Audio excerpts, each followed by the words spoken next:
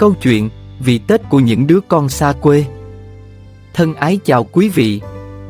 Tết luôn hiện diện trong những người con xa quê, đặc biệt gần giáp Tết khiến cho tấm lòng xa quê càng nhung nhớ da diết về quê hương đất mẹ đón cái Tết đoàn viên, đầm ấm trong gia đình.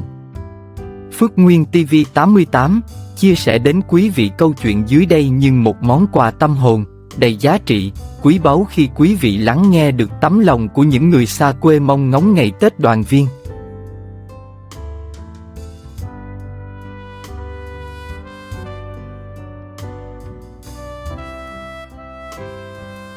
Mẹ ạ, thêm một mùa xuân con không về, thêm một cái Tết bố bận làm nhiệm vụ, nhưng nhà mình vẫn luôn cạnh nhau, mẹ nhé. Đồng hồ đang nhích dần về phía cuối năm. Con lại thêm một cái Tết ở xa nhà, và sẽ là 3-4 cái Tết trôi qua trên đất khách nữa mới mong đến ngày được quây quần cùng gia đình bên mâm cơm tất niên, mới được đặt chân lên quê mình để sống trong cái mùi hương rất xuân, rất Tết ấy. Trên Facebook, bạn bè con đã rầm rộ những status về Tết, ai ai cũng hân hoan đón chờ năm mới đang đến. Con chợt chạnh lòng. Tối qua, nghe mẹ kể qua điện thoại rằng nhà mình cũng đang chuẩn bị mọi thứ để đón Tết, nào bánh chưng, nào kẹo, nào mứt, nào đào, nào mai, con cũng đã thấy Tết đang về, gần lắm. Rồi thoáng buồn khi giọng mẹ khựng lại, Tết này, bố bận trực, nên cũng không về. Tết này nhà mình thiếu bố, thiếu con. Mắt ngấn lệ, gác điện thoại rồi con cũng khóc òa. Mẹ ơi, con nhớ nhà. Tết là dịp để mọi người đoàn viên, khi mà nhà ai cũng đang vui với niềm vui sum họp thì nhà mình lại thiếu vắng đi hai người đàn ông. Biết mẹ sẽ tủi thân và vất vả hơn nhiều lắm, nhưng mẹ gắng đừng buồn. Ở xa, bố và con luôn hướng về nhà mình và sẽ là điểm tựa tinh thần cho mẹ. Con nhớ những cái Tết trước, năm nào cũng đi chọn đào và mua hoa cùng bố.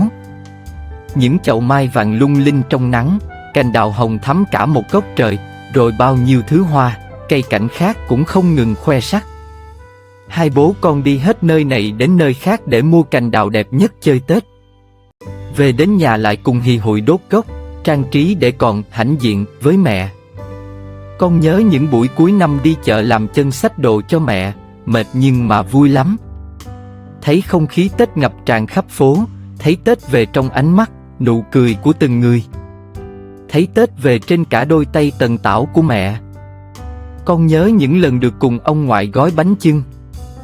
Tự tay con tỉ mỉ rửa từng chiếc lá dong, lau thật khô rồi xếp đều chờ bà chuẩn bị làm nhân bánh.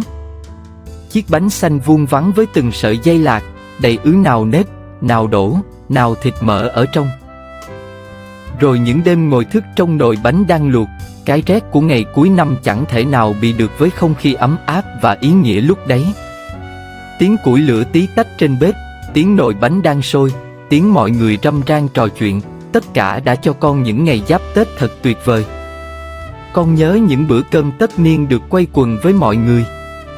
Cả năm chỉ có mỗi dịp này đại gia đình mình mới đông đủ như thế. Những câu chuyện hàn huyên, tâm sự về những buồn vui của năm qua, những mong ước của một năm lại tới, buổi chiều cuối năm ý nghĩa biết bao. Con nhớ tiếng pháo hoa trong đêm giao thừa ở quê mình, nhớ tiếng lũ trẻ con râm ran cười đùa chơi từ nhà này đến nhà khác. Nhớ những phong bao lì xì đỏ chót, nhớ những lần lễ chùa đầu năm cùng cả nhà mình. Ước gì con có thể chạm tay vào cái Tết ở quê. Ước gì nửa vòng trái đất bỗng nhiên ngắn lại. Ước gì có thể về nhà để hòa mình vào cái Tết với mọi người. Tết này với con, vẫn là tuyết trắng, là thi cử, là bài vở ở trường.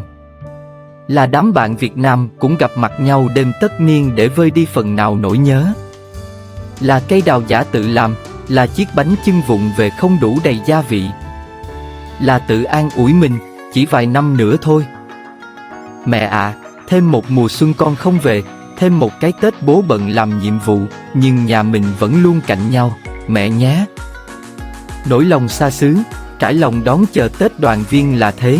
Phước Nguyên TV 88 ước nguyện một cái Tết đoàn viên đến từng người, từng gia đình được hạnh phúc, dù không bên nhau về khoảng cách địa lý nhưng luôn gần nhau trong tinh thần ngày Tết đoàn viên, ngày của những lời nói yêu thương đến với người thân của mình.